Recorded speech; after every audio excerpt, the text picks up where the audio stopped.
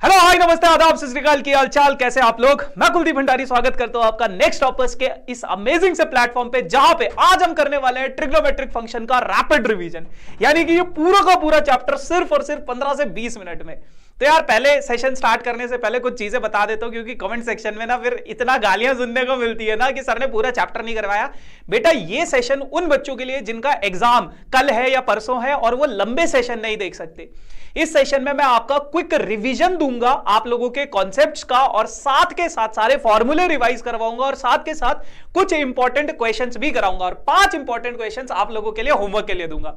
तो अगर आप ये एक्सपेक्टेशंस के साथ आए हो कि सर मेरे को इस चैप्टर में पूरा समझाएंगे भी, तो वो नहीं है। This session is only for revision purpose. ठीक है, क्लियर हो गया। बाकी अगर आप लोगों को मेरा पढ़ाया हुआ डिटेल्ड वीडियो देखना है, जो कि मैंने बहुत अमेजिंग तरीके से पढ़ाया है, इसी सेशन के डिस्क्रिप्शन में आप लोगों को मिल जाएगा इस सेशन का, इस चैप्टर का डिटेल्ड वन शॉट, जिसमें मैंने 2-2.5-3 घंटे में शायद मैंने इस पूरे के पूरे चैप्टर को अच्छे से समझाया है, फॉर्मूलों को याद करने की ट्रिक बताई है, सारा कुछ बताया।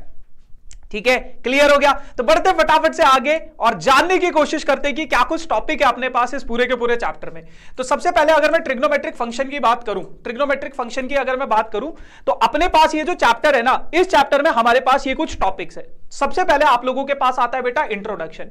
फिर इंट्रोडक्शन में आप लोगों के पास क्या क्या चीजें जो बेसिक क्लासेस में आप लोगों ने पढ़ा है, जैसे साइन थीटा क्या होता है, कॉस थीटा क्या होता है, कॉसेक थीटा क्या होता है, सीकेंट थीटा क्या होता है, टैन थीटा। फिर टैन थीटा और कॉट थीटा की ये 2 फॉर्मूलेज हमने पढ़े थे। Sine square theta plus cos square theta 1 plus tan square theta is equals to secant square theta 1 plus cot square theta is equals to cosec square theta. ये सारा कुछ आप 10th ग्रेड में पढ़ चुके हो ट्रिग्नोमेट्री में। अब इस चैप्टर में आप लोगों के पास एक नई टर्म आती है जो कि एंगल से रिलेटेड होती है। अब एंगल तो आप लोगों ने पढ़ा था, लेकिन यहां पे जो एंगल की मेजरमेंट है हम रेडियंस में पढ़ते हैं, और इसी कारण से इस चैप्टर को अब हम ट्रिग्नोमेट्री नहीं बोलते, ट्रिग्नोमेट्रिक फंक्शन बोलते हैं, क्योंकि ट्रिग्नोमेट्री अब ट्रिग्नोमेट्री नहीं रहा, वह फंक्शन बन चुका है। ठीक है, तो ट्रिग्नोमेट्रिक फंक्शन में हमारे पास एक टर्म आता है एंगल, जिसमें हम लोग एक और मेजरमेंट पढ़ते हैं, एक और यूनिट पढ़ते हैं एंगल की, जिसे रेडियन बोला जाता है। तो पाई रेडियन में आप लोगों के पास 180 डिग्री के बराबर होता है, और यहां पे ये जो पाई है बेटा, ये कुछ और नहीं है, ये वही है 22/7 वाला जो हम बचपन में यूज किया करते थे। उसके बाद अगर मैं बात करूं, आपके पास कुछ और यूनिट्स भी होती है। 1 डिग्री में होता है 60 मिनट, और 1 मिनट में होता है बेटा 60 सेकेंड्स होते हैं। ठीक है, और आपके पास एक बहुत इंपॉर्टेंट सा फॉर्मूला है एनसीईआरटी में, which is L is equals to R into theta. तो ये चीजें आप लोगों के पास बहुत बेसिक सी हैं, इनके ऊपर कुछ सवाल भी करेंगे। और फिर उसके बाद अपन लोगों के पास है sign of trigonometric function at different quadrants, कि हर एक अलग अलग क्वाड्रेंट में ट्रिग्नोमेट्रिक फंक्शन के क्या क्या साइन हो जाते हैं।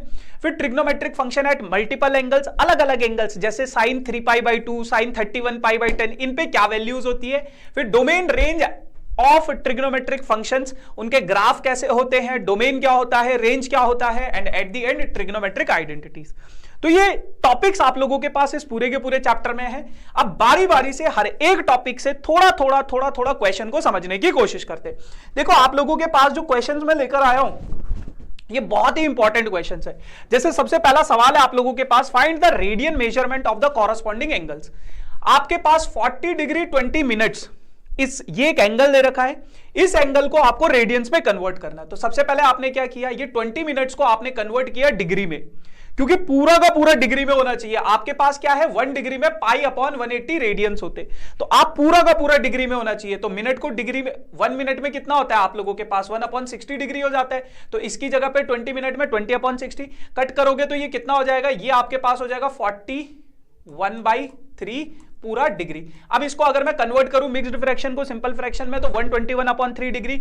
फिर अगर मैं 1 डिग्री में π/80 रेडियंस होता है, तो इसमें सब्स्टिट्यूट करूंगा, तो मल्टीप्लाई कराओगे तो ऊपर वाले से ऊपर वाला मल्टीप्लाई, नीचे वाले से नीचे वाला मल्टीप्लाई, आपके पास ये फाइनल आंसर आ जाएगा। 1 मार्कर क्वेश्चन आप लोगों के पास ऐसा देखने को मिल सकता है।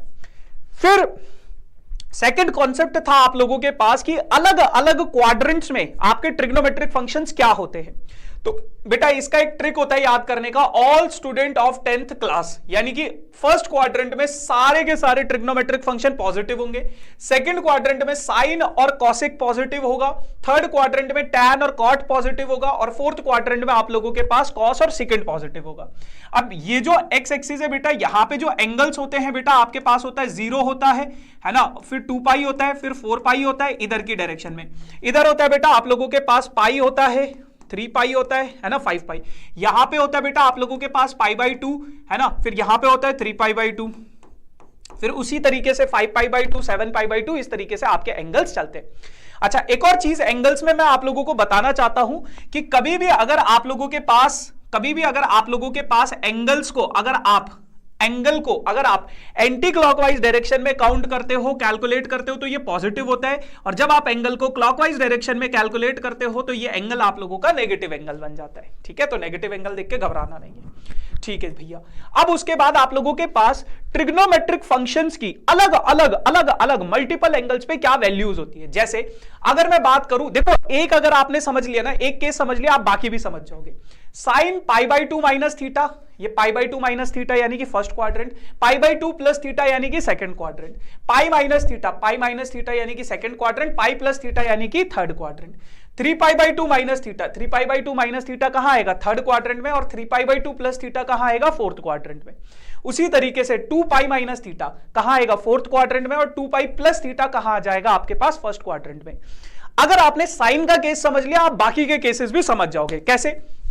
देखो, आपको बस ये चीज याद रखना है कि जब भी आपका एंगल वाई एक्सिस पे होगा तो आपका चेंज होगा, एंगल क्या होगा, चेंज होगा, और एक्स एक्सिस पे आपका trigonometric function do not change होगा, चेंज नहीं होगा, है ना। और कैसे चेंज होगा, साइन कॉस में चेंज होगा, कॉस साइन में चेंज होगा, ध्यान से सुनना, टैन कॉट में चेंज होगा, कॉट टैन में चेंज होगा, सिकेंट कोसेक में चेंज होगा, और कोसेक सिकेंट में चेंज होगा। जैसे sine pi by 2 minus theta, अब मैंने बोला है पाई बाई 2 आएगा तो चेंज होगा, किसमें, साइन कॉस में चेंज हो जाएगा। Sine pi by 2 plus theta, pi by 2 आया तो साइन किस में चेंज हो गया, कॉस में, कॉस थीटा हो गया। साइन पाई माइनस थीटा, पाई आया तो साइन चेंज नहीं होगा। साइन पाई प्लस थीटा, पाई आया तो साइन चेंज नहीं होगा। साइन 3 पाई बाई 2 है तो कॉस में चेंज होगा, 3 पाई बाई 2 है तो कॉस में चेंज होगा। 2 पाई आया तो साइन चेंज नहीं होगा, और 2 पाई आया तो चेंज नहीं होगा। एक्स एक्सिस के एंगल पे चेंज नहीं होगा ट्रिग्नोमेट्रिक फंक्शन। अब बात करते हैं इनके साइन की। देखो, पाई बाई 2 माइनस थीटा कौन से क्वाड्रेंट में आया, फर्स्ट क्वाड्रेंट में। ये कौन से क्वाड्रेंट में है, फर्स्ट क्वाड्रेंट में। फर्स्ट क्वाड्रेंट में साइन क्या होता है, पॉजिटिव, इसलिए यहां पे पॉजिटिव कॉस थीटा। फिर पाई बाई 2 प्लस थीटा, यानी कि कौन से क्वाड्रेंट में आया, सेकंड क्वाड्रेंट में। सेकंड क्वाड्रेंट में साइन क्या होता है, पॉजिटिव होता है, इसलिए पॉजिटिव कॉस थीटा। इधर वाले का साइन चेक नहीं करना है, इधर वाले का साइन चेक करना है, क्लियर है। फिर पाई माइनस थीटा कौन से क्वाड्रेंट में आया, सेकंड क्वाड्रेंट में। सेकंड क्वाड्रेंट में साइन क्या होता है, पॉजिटिव होता है, इसलिए पॉजिटिव साइन थीटा। अब यहां पे देखना, साइन पाई प्लस थीटा कौन से क्वाड्रेंट में आया, थर्ड क्वाड्रेंट में। थर्ड क्वाड्रेंट में साइन क्या होता है, नेगेटिव, तो minus sine theta. Sine 3 pi by 2 minus theta कौन से क्वाड्रेंट में आया, थर्ड क्वाड्रेंट। थर्ड क्वाड्रेंट में साइन क्या होता है, नेगेटिव होता है। उसी तरीके से 3 पाई बाई 2 प्लस थीटा कौन से क्वाड्रेंट में आया, फोर्थ क्वाड्रेंट में। फोर्थ क्वाड्रेंट में साइन क्या होता है, नेगेटिव, इसलिए नेगेटिव कॉस थीटा, क्लियर है। अब यहां पे 2 पाई माइनस थीटा है। 2 पाई माइनस थीटा को कभी कभार हम लोग सिंपल ऐसे भी लिख सकते हैं, साइन माइनस थीटा, और ये होता है माइनस साइन थीटा के इक्वल। क्यों? क्योंकि आपके पास फोर्थ क्वाड्रेंट में साइन क्या होता है, नेगेटिव। तो यहां से हमारे पास दो बहुत प्यारी सी आइडेंटिटीज निकल कर आती है। Sine minus theta sine theta के इक्वल होता है, और cos minus theta cos theta के इक्वल होता है। अब आप लोगों को कमेंट सेक्शन में मुझे इसका आंसर बताना है इसी लॉजिक के हिसाब से कि tan 3 pi by 2 plus theta किसके बराबर होगा। इसका आंसर मुझे कमेंट सेक्शन में जरूर बताना। अब बेटा यहां पे आप लोगों के पास एक और बहुत प्यारा सा कॉन्सेप्ट निकल कर आता है कि कभी भी अगर साइन थीटा 0 हो जाए तो बेटा आपका जो थीटा होता है वो n पाई के इक्वल होता है, और यहां पे n जो होता है आपका कोई भी एक इंटीजर होता है। उसी प्रकार से अगर cos थीटा आपका 0 के इक्वल हो जाए तो थीटा जो होता है 2n प्लस 1 पाई बाई 2 के बराबर होता है, और n जो होता है आपका कोई भी इंटीजर हो सकता है, क्लियर है। ठीक है, तो ये बहुत बेसिक सी चीजें थी। अब इनके ऊपर आप लोगों के पास एक सवाल आ जाता है कई बार, कहता है क्या कि cos थीटा माइनस 1/2 के इक्वल है, x lies in third quadrant. x क्या है, थर्ड क्वाड्रेंट। थर्ड क्वाड्रेंट यानी कि क्या पॉजिटिव होगा, बस tan और cot पॉजिटिव होगा, क्लियर है। अब cos थीटा आपको दे रखा है तो cos square theta plus sign square theta, आपको बाकी के ट्रिग्नोमेट्रिक रेशियोज निकालने हैं। आपके पास ये आइडेंटिटी है, यहां से साइन स्क्वायर थीटा क्या हो जाएगा 1 minus cos square theta, values substitute करोगे, देखो माइनस ये प्लस 1/4 हो जाएगा, सॉल्व करोगे तो 3/4 हो जाएगा, अंडर रूट लोगे तो प्लस माइनस 3/2 आ जाएगा साइन एक्स का वैल्यू। अब उसने बोला है एक्स थर्ड क्वाड्रेंट में साइन क्या होता है नेगेटिव, तो साइन की पॉजिटिव वाली वैल्यू नहीं लोगे, कौन सी लोगे नेगेटिव। साइन पता चल गया तो कॉसेक भी निकाल लोगे, उसका रेसिप्रोकल हो जाता है ना। फिर टैन भी आप आसानी से निकाल लोगे, साइन अपॉन कॉस होता है, साइन की वैल्यू आपने सब्स्टिट्यूट करी माइनस √3/2, कॉस की वैल्यू सब्स्टिट्यूट करी, माइनस से माइनस कट गया, √3 आपके पास टैन बच गया। टैन आ गया तो कॉट भी आसानी से निकाल लोगे, इसका रेसिप्रोकल होता है, और कॉस गिवन था तो सेकंड भी आप आसानी से निकाल लोगे क्योंकि उसका रेसिप्रोकल होता है। क्लियर है? ऐसा सवाल आप अपने एग्जाम में एक्सपेक्ट कर सकते हो। ठीक है जी, चलो अगला सवाल है आप लोगों के पास कुछ इस प्रकार से कि आपके पास एक एक्सप्रेशन दे रखा है, आपको उसको 3/2 के इक्वल प्रूफ करना है। कैसे करोगे? देखो साइन सबसे पहला क्या है आपके पास, साइन π/6, आपको उसकी वैल्यू पता है 1/2। यहां पे क्या है cos π/3, cos π/3 की वैल्यू भी आपको पता है 1/2। यहां पे क्या है 7 π/6, अब 7 π/6 की आपको वैल्यू नहीं पता, लेकिन आपको पता है cosec 7 π/6 को मैं ऐसे लिख सकता हूं पाई प्लस π/6। अब पाई प्लस π/6, पाई पे कॉसेक चेंज नहीं होगा, पाई प्लस π/6 यानी कि कौन सा क्वाड्रेंट लग गया, थर्ड क्वाड्रेंट। थर्ड क्वाड्रेंट में कॉसेक क्या होता है नेगेटिव, तो माइनस कॉसेक π/6। अब कॉसेक π/6 की वैल्यू होती है 2 और ये माइनस साइन था तो -2। अब इनकी रिस्पेक्टिव वैल्यूज अगर आप सब्स्टिट्यूट करोगे, काटोगे पीटोगे तो ये 3/2 के इक्वल आपके पास आ जाएगा। मैं आपको लॉजिक बता रहा हूं क्योंकि देखो अगर मैं सवाल सॉल्व करने बैठ जाऊं ना, यहां पे एक सवाल 2 सवाल भी करूंगा तो आधे से ज्यादा घंटा तो उसी में हो जाएगा। बट हम 15 से 20 मिनट में क्विक रिवीजन आपका, बस आपको 10 मिनट बाद आपका एग्जाम है तो आप हर एक सवाल को सॉल्व नहीं कर सकते, आप बस एक रिवाइज करोगे कि अच्छा ऐसे ऐसे सवाल आ गया तो ऐसे ऐसे सॉल्व करना है ना। तो ये वीडियो सिर्फ और सिर्फ रिवीजन पर्पस के लिए। उसके बाद बेटा कई बार आप लोगों से पूछ लेता है कि आपके पास ट्रिग्नोमेट्रिक फंक्शन है, उसका ग्राफ बनाओ, डोमेन रेंज बताओ। तो साइन का डोमेन होता है -∞ से +∞, रेंज होता है -1 से +1। इन सभी चीजों को मैंने डिटेल्ड में वन शॉट वीडियो में बताया आपने, तो उसका लिंक डिस्क्रिप्शन में, वो देखना चाहते हो तो देख सकते हो। साइन का ग्राफ होता है बेटा ऐसा, है ना, और कॉस का ग्राफ होता है बेटा ऐसा, टैन का ग्राफ होता है बेटा ऐसा, है ना। ग्राफ आपके पास डायरेक्ट बोल देता है वो, टैन का ग्राफ बनाओ, साइन का ग्राफ बनाओ, 1 मार्कर, और ज्यादा उतना भी पूछता नहीं है। डोमेन रेंज कभी कभार 1 मार्क्स में पूछ लेता है। कॉस की डोमेन इतनी है, रेंज इतना है, टैन का डोमेन इतना है, रेंज इतना है, कॉट का इतना है, इतना है, सिकेंड का इतना है, कॉसेक का इतना है। ठीक है ना। तो ये बहुत बेसिक सी चीज है आप लोगों के पास जो आपके एग्जाम में 1 मार्कर क्वेश्चन के तौर पर आ जाती है। इसके ऊपर ना एक सवाल भी आता है, अभी दिखाऊंगा कैसे करना है उस सवाल को।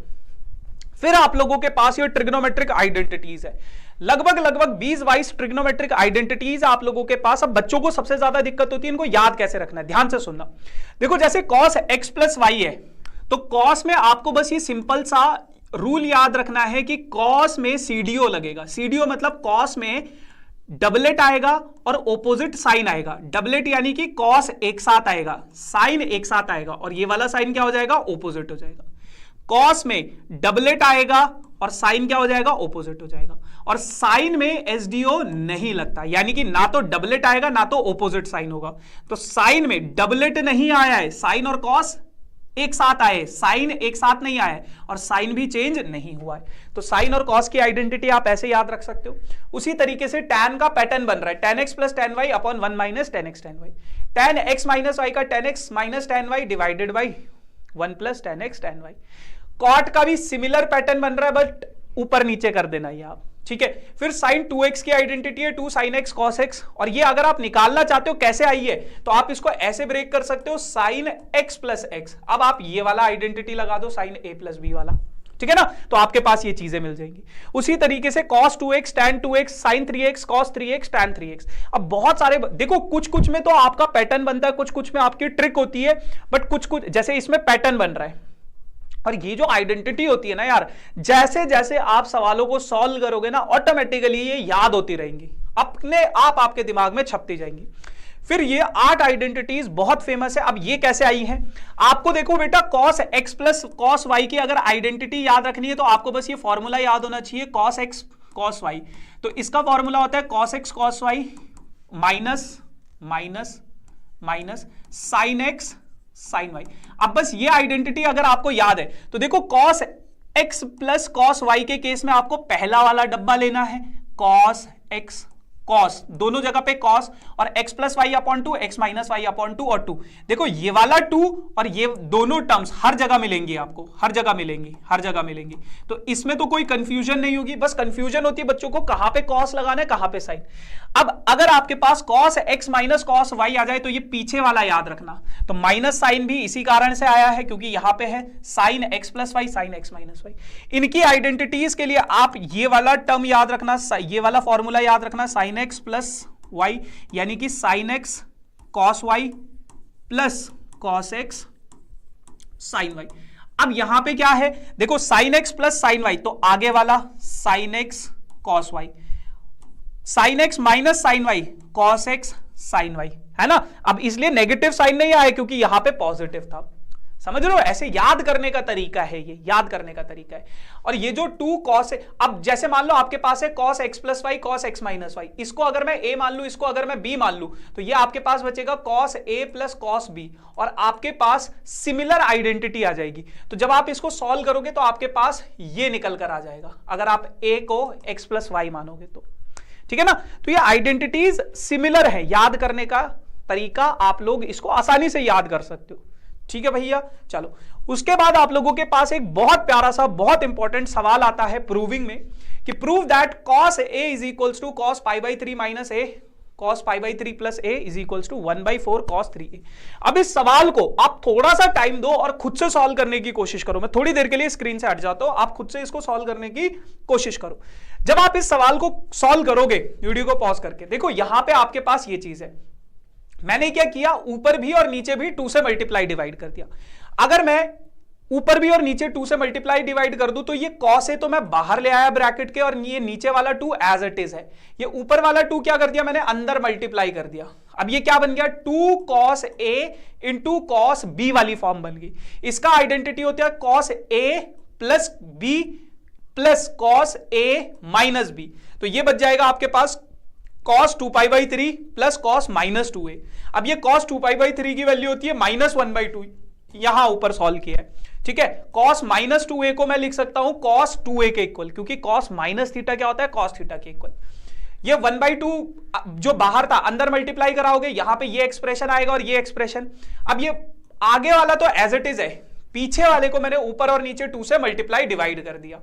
जब ऐसा करूंगा 1/4 और अंदर बचेगा ये एक 2 को मैं अंदर ले गया, है ना, नीचे वालों को आपस में मल्टीप्लाई कर दिया, और ये 2 ऊपर वाला क्या आ गया, अंदर आ गया। जैसे ही मैं 2 cos a cos b, अब देखो यहां पे भी 2 cos a cos b की आइडेंटिटी लगेगी, क्या, cos a plus b cos a minus b।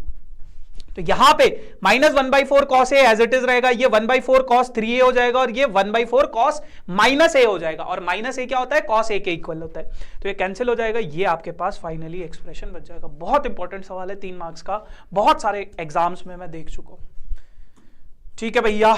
चलो एक और बहुत इंपॉर्टेंट सा क्वेश्चन आप लोगों की एनसीईआरटी में कहता है क्या, show that tan 3x tan 2x tan x is equals to tan 3x minus tan 2x minus tan x के इक्वल है। इसको आप कैसे सॉल्व करोगे, देखो बहुत सिंपल सी कहानी है। tan 3x की आइडेंटिटी हो जाती है tan x प्लस 2x, है ना, और इसमें अगर मैं tan a plus tan b 1 minus tan a tan b ये आइडेंटिटी लगाऊंगा। अब इसको जैसे ही मैं इधर भेजूंगा तो ये इससे मल्टीप्लाई हो जाएगा, मल्टीप्लाई हो जाएगा तो tan 3x, फिर tan 3x को इनसे मल्टीप्लाई कराऊंगा तो ये पूरा का पूरा एक्सप्रेशन आएगा RHS में एज इट इज। अब ये नेगेटिव वाला टर्म इधर भेज दो और ये दोनों के दोनों उधर भेजोगे तो tan 3x इधर पहले से था, tan 2x इधर आएगा नेगेटिव होगा, tan x इधर आएगा नेगेटिव होगा, और ये नेगेटिव टर्म पूरा का पूरा इधर आएगा तो tan x into tan 2x into tan 3x ये हो जाएगा। क्लियर है। अब ये 5 सवाल आप लोगों के लिए होमवर्क के लिए हैं, बहुत इंपॉर्टेंट क्वेश्चंस हैं, तो भूल के भी इनको स्किप मत करना। जैसे ये वाला सवाल है, ये वाला सवाल है, ये वाला सवाल है, ये वाला सवाल है, और ये सबसे ज्यादा इंपॉर्टेंट है क्योंकि यहां पे रिलेशन एंड फंक्शन और ट्रिग्नोमेट्री दोनों चैप्टर्स का कॉन्सेप्ट लगेगा। तो ये बहुत इंपॉर्टेंट सवाल है, भूल के भी इन 5 सवालों को स्किप मत करना। I hope you all enjoying this series of rapid revision, है ना। बाकी के पहले 3 चैप्टर्स भी और 2 चैप्टर्स भी मैं करवा चुका हूं, तो सभी वीडियोस को जरूर देखना। बाकी डिटेल्ड वन शॉट के लिए इसी वीडियो के डिस्क्रिप्शन में जरूर उस लिंक को फाइंड आउट करके देख लेना। बाकी thank you so much, tata bye bye, see you soon.